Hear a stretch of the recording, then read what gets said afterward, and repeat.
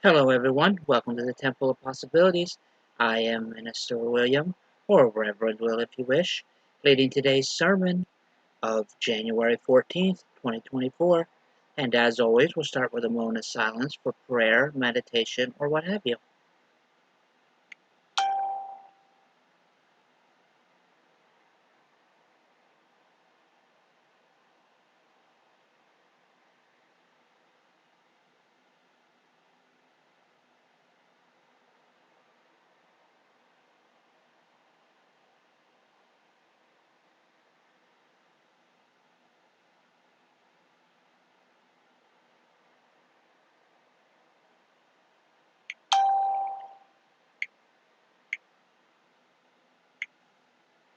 All right, thank you.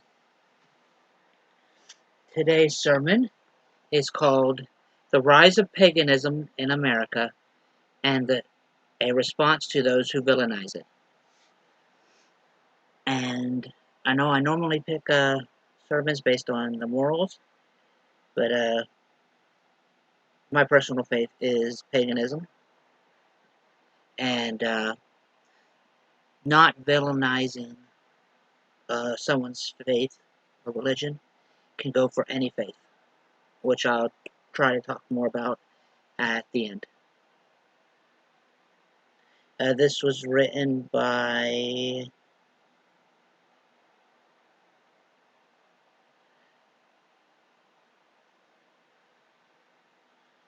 it doesn't say who wrote it, but it'll be on the ULC uh, website under sermons. Oh, Minister Tory Huffins. I probably butchered that name.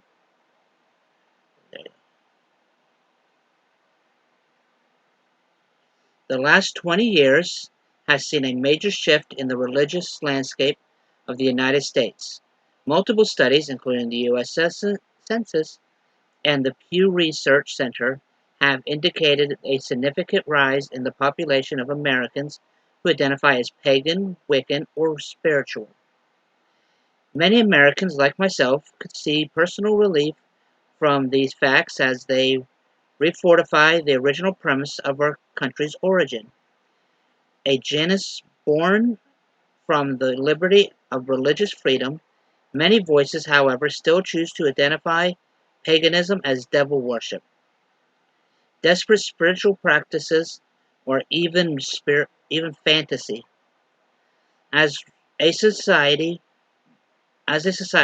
we as a society must come to a multiple must come to see the multitude of pagan beliefs as nature-centered faiths that coordinate spiritual purpose and the benefit of nature with cultural tradition, seeking something more. Given the many historic nation-defining events that have occurred over the last decade alone, it is no surprise that many individuals have sought a different or even deeper connection to their faith in something more. Each of us, especially in times of trouble, would like something to believe in no matter what, no matter if it is a divine being, an immense the immense of nature, or simply other people.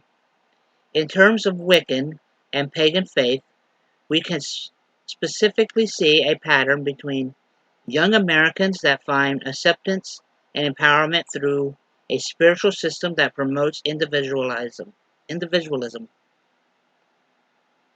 This is reastonishingly true when considering members of the LGBT community, which have been historically welcome among these religious groups. Meanwhile, the total population of Christians has experienced both a shift and subtle decline throughout the country, as many people have converted to other religions entirely, and others now identify as non-denominational, specifically in the numbers of certain groups such as Lutheran, Methodist, and Presbyterian. However, this is not without cause. The resurgence of pagan values, traditions, and teachings in our society have been largely dependent on the changes of the overall cultural landscape. This is especially true in terms of humanitarian and social aspects such as race, gender, culture, and religion's expression. It may seem abstract to relay these factors into a sudden change in beliefs and values. Yet, as these aspects have been expanded upon in society,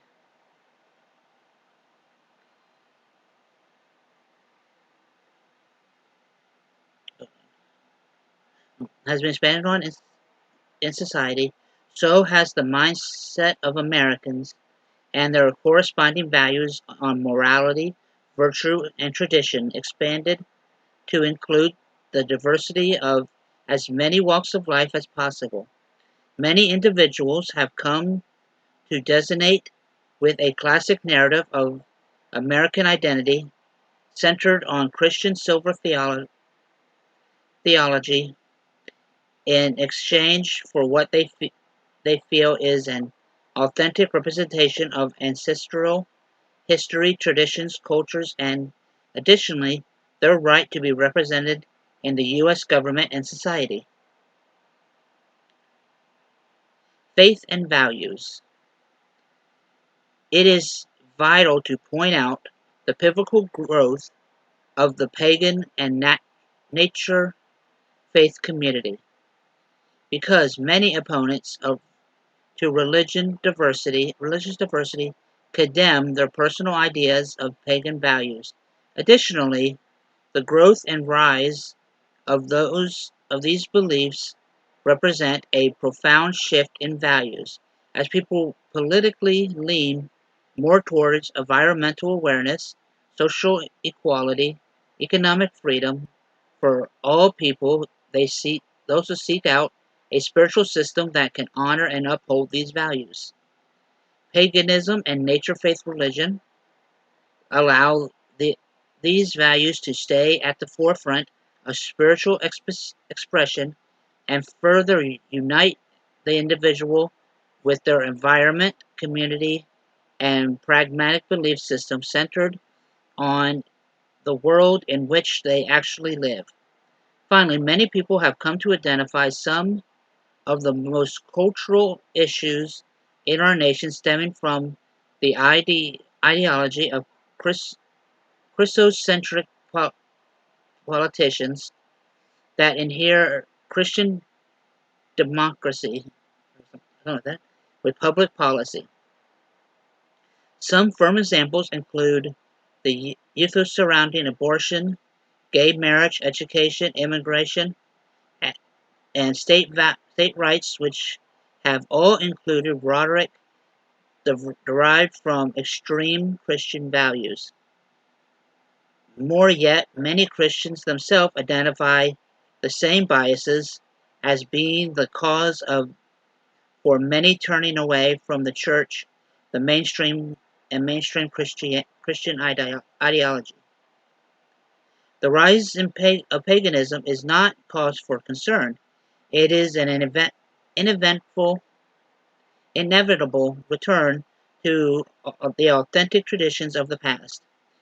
In change, I believe, is not wholly based on religion, but the individual who seeks something greater than the narratives they have been given in the past.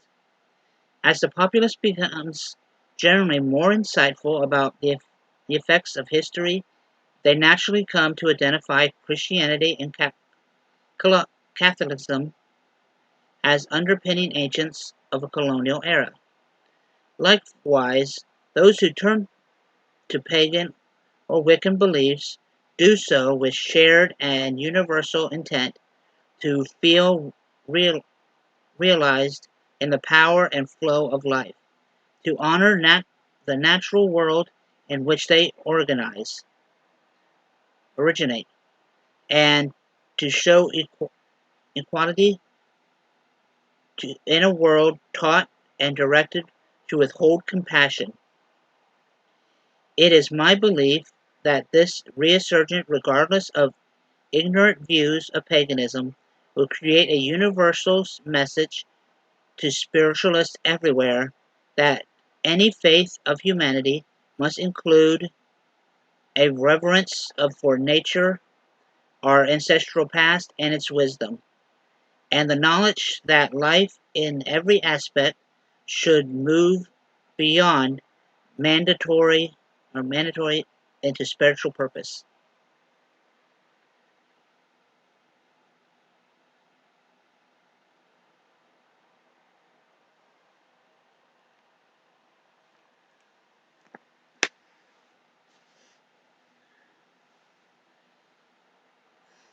One thing I have been saying a lot is there is no wrong faith.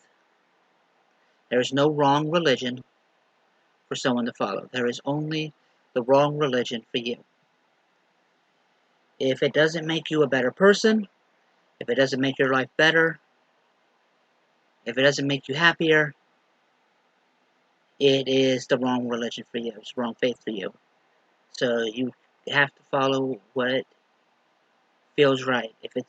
If something feels wrong to you, then it is wrong. Someone should never ever demonize a religion or a faith. While there are certainly bad people of every faith, the majority of people are inherently good in that faith. It's just the minorities are the loudest, especially the ones that get over the megaphone and tell you that their God hates everything that you are and everything you do. But if you look at different faiths with an open mind and don't try to push anything on anyone, it's amazing the friends you can make, the people you get to know. I have friends and family of every different faith there is.